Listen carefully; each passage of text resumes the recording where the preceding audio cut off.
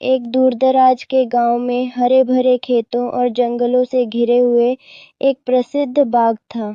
इसका मालिक, एक वृद्ध व्यक्ति, इसका ध्यान अपने परिवार की तरह रखता था। लेकिन बाग के केंद्र में एक पेड़ था जिसे कोई छूने की हिम्मत नहीं करता था। उसकी छांव के नीचे बाबा बैठे थे, जो एक बुजुर्ग साधु थे और जिनके बारे में कहा जाता था कि उनके पास जादुई शक्तियां थीं। कहा जाता था कि अगर कोई इस पेड़ से आम तोड़ ले बिना उनकी अनुमति के, तो वह एक मूर्तिकला में बदल जाएगा। यह पेड़ प्रकृति का एक उपहार है। इसके फलों को हल्के में नहीं लेना चाहिए। एक गर्म दोपहर पुराने आदमी के रिश्तेदार उनसे मिलने आए। उन्हें खुली बाहों से स्वागत करने के बाद उन्होंने तय किया कि वे उन्हें अपने खूबसूरत बाग का दौरा कराएंगे। ये जगह स्वर्ग जैसी है अंकल, आम बहुत स्वादिष्ट लग रहे हैं। हाँ, ये हमारे परिवार की शान है, लेकिन याद रखो कभी भी उस पेड़ से आम मत छूना। वृद्ध आदमी की चेतावनी के बावजूद छोटी लड़की की जिज्ञासा उस पर हावी हो गई। जब उसने बाबा के पेड़ से लटके हुए बड़े सुनहरे आम देखे, तो वह प्रतिरोध नहीं कर सकी। चुपचाप उसने एक आम तोड़ लिया। नहीं, तुमने क्या किया मेरे बच्चे? पेड़ की शाप को हल्के में मत लो। उसने पवित्र नियम तोड़ा है और अब उसे इसकी कीमत चुकानी पड़ेगी। परिवार ने बाबा से बच्चे को माफ करने की गुहार लगाई। उनके आंसुओं से प्रभावित होकर बाबा नरम हो गए और उन्हें जीवन वापस लाने का एक तरीका दिखाने पर सहमत हो गए। मैं शाप को नहीं तोड़ सकता, लेकिन एक है जो कर सकती है।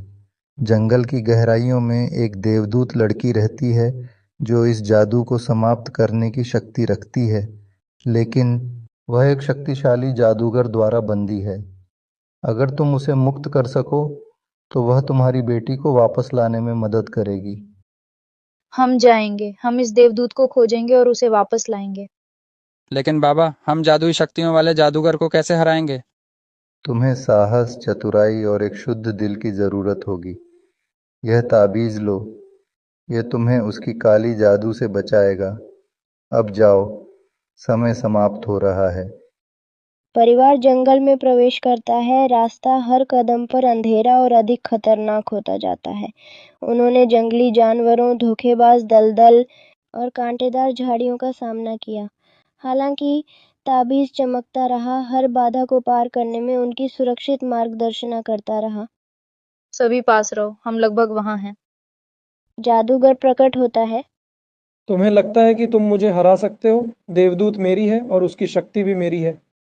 हम शक्ति के लिए लड़ने नहीं आए हैं, हम यहाँ देवदूत को मुक्त करने और अपनी बेटी को बचाने आए हैं। फिर तुम्हें मेरे जादू का सामना करना होगा। ताबीज ने जादूगर का राज उजागर किया। उसकी गर्दन के चारों ओर एक पेंडेंट जो उसकी जादुई शक्ति को समेटे हुए था। देखो, उसकी शक्ति उसी पेंडेंट से आती है। हमें वह पेंडेंट प्राप्त करना होगा, इसके बिना वह बेबस हो जाएगा। परिवार मिलकर काम करता है।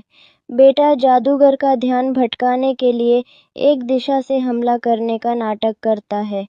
पिता विपरीत दिशा से आगे बढ़ता है, ताबीज को ऊंचा रखते हुए।